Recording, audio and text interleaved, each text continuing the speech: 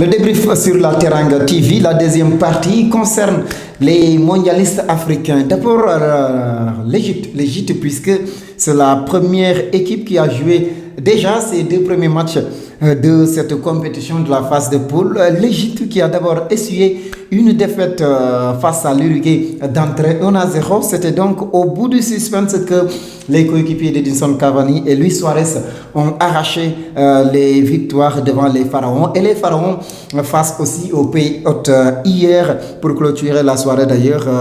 C'était donc hier mardi, on concédait encore une nouvelle défaite, 3-1 face au pays hôte. 2 défaites pour l'Égypte.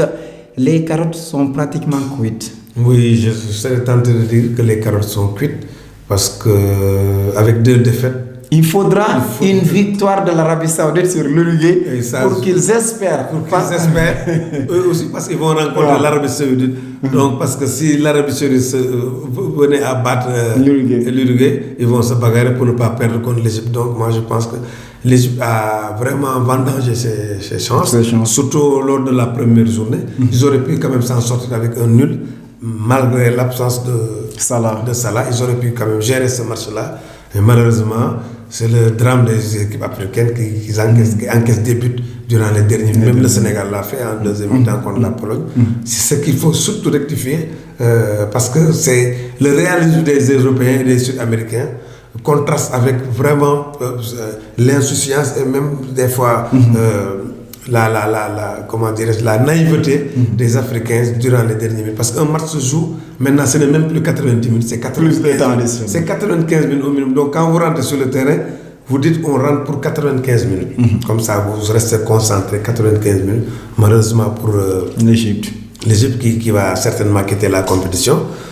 Mais on leur souhaite quand même de terminer en beauté, surtout essayer de gagner le dernier match pour quand même sauver l'honneur des Pharaons et surtout ne pas avoir des regrets à n'en plus finir. Déjà, avec la blessure de Salah, on savait que ça allait être difficile.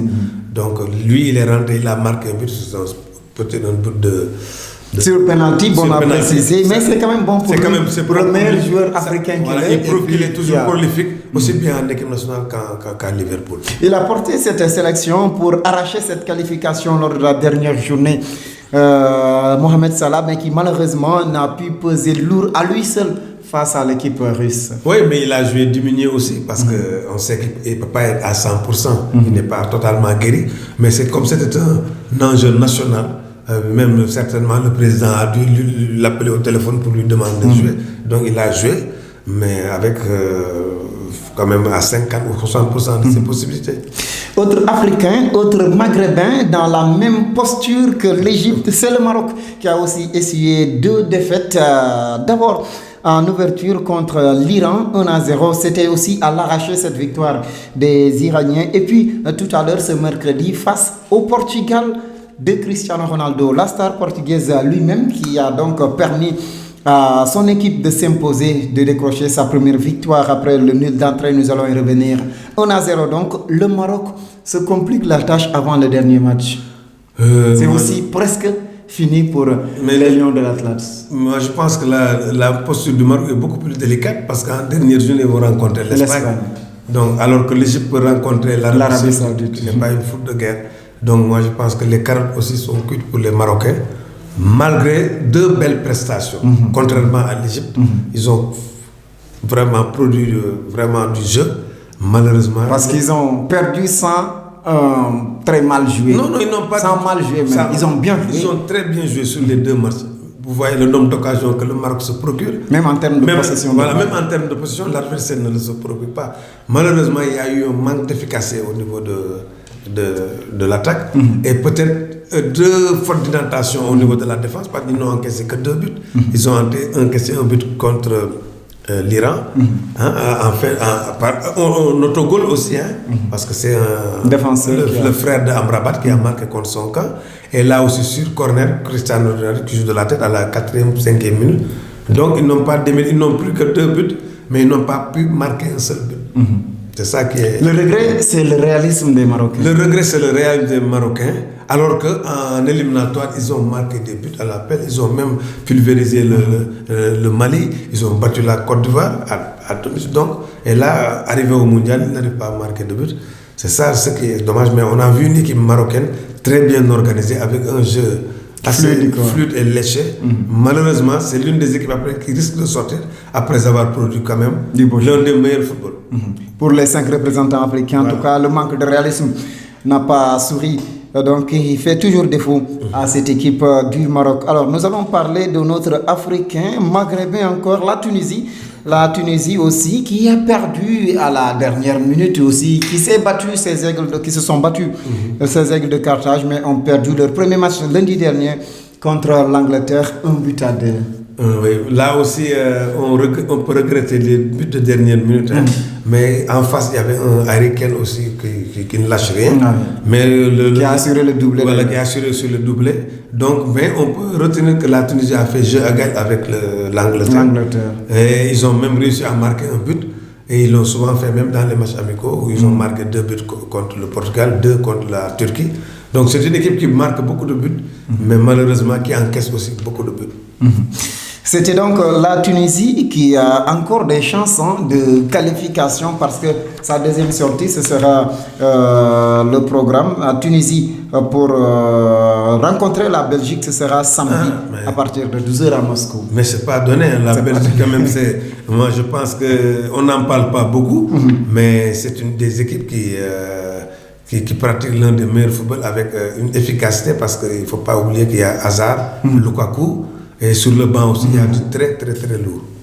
Pour la Tunisie, ce sera très difficile ce samedi pour la deuxième sortie, donc des aigles de Carthage. On a déjà parlé du Sénégal, mais désormais, est-ce que la déception est pour le moment totale pour les représentants africains? On a oublié de parler peut-être du Nigeria. Le Nigeria, justement, le Nigeria qui s'est fait aussi battre. C'est la plus grosse déception parce que le Nigeria nous avait habitués. 2-0 en plus. Voilà, ils ont 2 buts à 0. Ils nous avaient habitués, surtout lors des Coupes du Monde, à des prestations à la sénégalaise, c'est-à-dire battre de grandes équipes. Il l'avait fait dans les années précédentes contre la Bulgarie avec des scores contre l'Espagne. Ils ont battu même l'Espagne en Coupe du Monde. Ils ont fait rêver. Mais malheureusement, là, ils viennent avec ce match-là, en jouant avec les freins à la main. Donc, ils ont essayé de faire un football qui n'est pas le leur. Donc, il va falloir qu'ils se ressaisissent rapidement. Parce que dans cette poule aussi, il y a l'Argentine qui est dos au mur et qui voudra gagner ces 2 matchs pour se qualifier. Donc là, ils ne sont pas bien servis. Ils joueront d'ailleurs ce vendredi à 15h face à l'Islande. L'Islande qui a tenu tête à l'Argentine. Qui a non seulement tenu tête à l'Argentine, qui a fait aussi créer beaucoup de suivi lors de l'Euro 2016. Donc ce n'est pas donné pour aussi le Nigeria, parce que là, ils auront en face une équipe islandaise qui se regroupe bien. C'est des Vikings, comme on l'a l'habitude. Donc c'est des gens costauds qui vont au charbon 90 minutes durant. Et alors que le Nigeria n'aime pas ce genre de football. Alors, pour revenir sur la prestation de ces Africains, la série de défaites se poursuit pour la deuxième journée, déjà pour l'Égypte et le Maroc. Mais après la première journée, seul le Sénégal a réussi à décrocher les 3 points de la victoire. Ça remet très confortablement à l'aise les pronostiqueurs qui avaient penché pour le Sénégal. Ah oui, parce que parmi les 5 représentants de l'Afrique, le Sénégal, quand vous voyez la composition de son effectif, c'est l'équipe qui regorge de beaucoup plus de talent. Les autres, peut-être, ils ont... Individuels, s'entend. Donc, si vous prenez poste par poste, donc c'est des joueurs qui n'ont rien à envier à certaines équipes. Mais c'est sur le plan collectif, sur le plan du jeu qu'on avait à redire. Et jusqu'à présent, ce n'est pas encore terrible parce qu'on peut contenir de grandes équipes, mais nous, si on doit produire le jeu, c'est là qu'on attend le Sénégal. On peut contenir toutes les équipes dans ce mondial-là, mais il y aura des matchs où il va falloir jouer pour gagner. Mais comme contre le Japon. Voilà, mais pas attendre et pour dimanche prochain, ça c'est clair. Alors, c'était le premier tour, disons, la première journée des équipes africaines qui ont tout simplement déçu. Oui, déçu, il ne faut pas avoir peur des mots, parce qu'on risque d'avoir une hécatombe après la deuxième journée, on risque d'avoir sur 5 représentants, on risque de perdre les 4, voire 3 directement. Déjà, il y a 2 qui sont out. Donc, il y a le Nigeria, le Sénégal, la Tunisie qui s'apprêtent à prendre l'avion pour retourner à Lagos. Donc, difficile en tout cas, très triste pour les sélections africaines qui pouvaient pourtant rivaliser avec certaines équipes européennes, pourquoi pas. Voilà la dernière partie de l'émission, le débrief tout de suite.